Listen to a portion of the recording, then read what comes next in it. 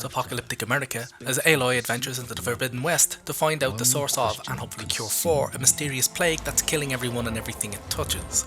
To this, Aloy must resume her search for the Gaia backup she was looking for at the end of the first game. Starting off, they've picked up from the original very well. There's a good strong link between the two, and the use of the tutorial to recap and wave off some of the original characters was an exceptional idea. It really ties the two games together and gives you a solid foundation of how you wish Aloy to progress emotionally throughout the game. She is still the aloof character from the first game, which I like, and it's played quite well here. There's a great bit where it's mused that, for someone who fights so hard to save the world, Aloy seems to have no one in it that she loves or even likes particularly much. Unfortunately, the characterization is let down by the story in Forbidden West being somehow worse than the first one. You get a real sense that all the major questions and plot twists have already been answered and they just had to plough on regardless with Aloy's story.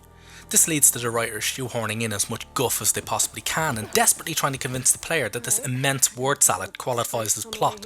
It doesn't. At best it comes across as bad sci-fi, and at worst it's traumatically boring. Adding to this a near Hideo Kojima level of cutscenes and talking. There's just so much fucking talking in this game, and you've got a powerfully uninteresting story that's a real slog to get through. Which is a shame, as the cast performances are really good. The cutscene movement is still a little janky, but the dialogue is delivered with real skill and panache. In particular, Lance Reddick's performance as Silent stands out for its menacing overtone, and he always gives the sense that there's something more going on in the background than he's letting on.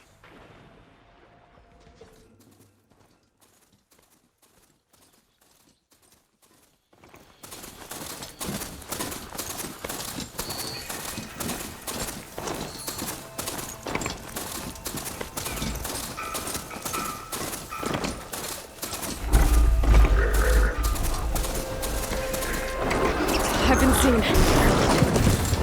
In terms of graphics and performance, I think the game looks incredible.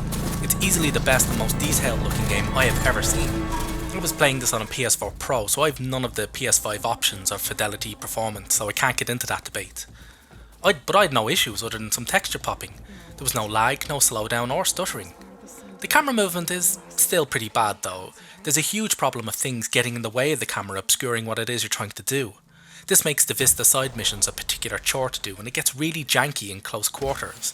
See, the camera is locked to a particular distance, so when you're trying to turn in close spaces or running over rough terrain, it hops all over the place. It also makes it quite disorientating in close combat when there's a lot going on.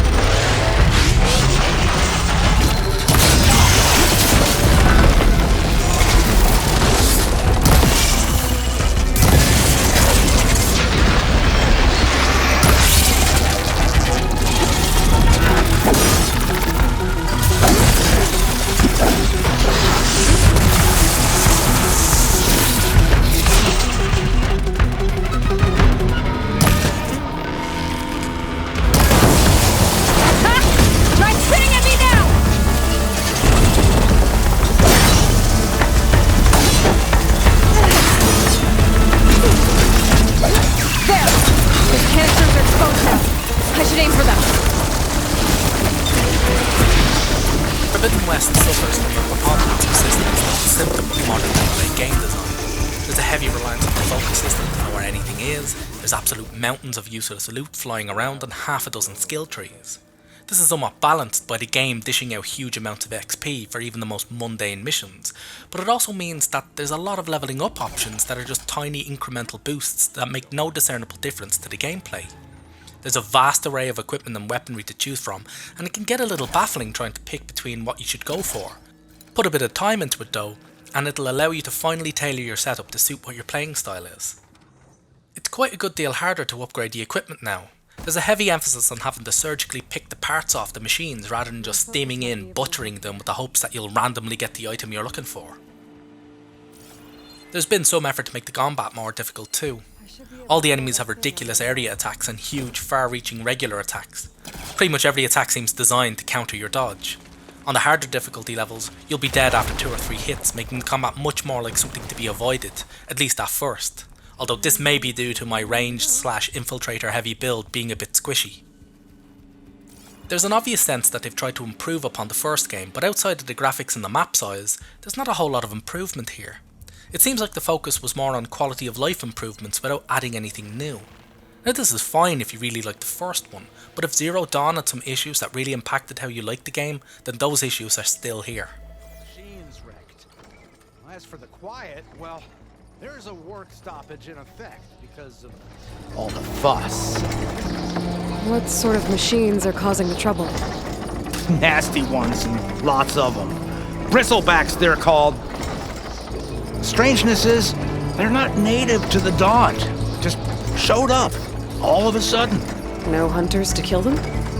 Oh, we've got hunters, just none that want to cross Ulvund. Boss of Chainscrape. He is self-appointed. Work stoppage was his idea. Yeah, well, I'm It's just an absolutely passing massive through. world with so much to explore. Got an embassy to Tons attend. of lore and loads to see and do.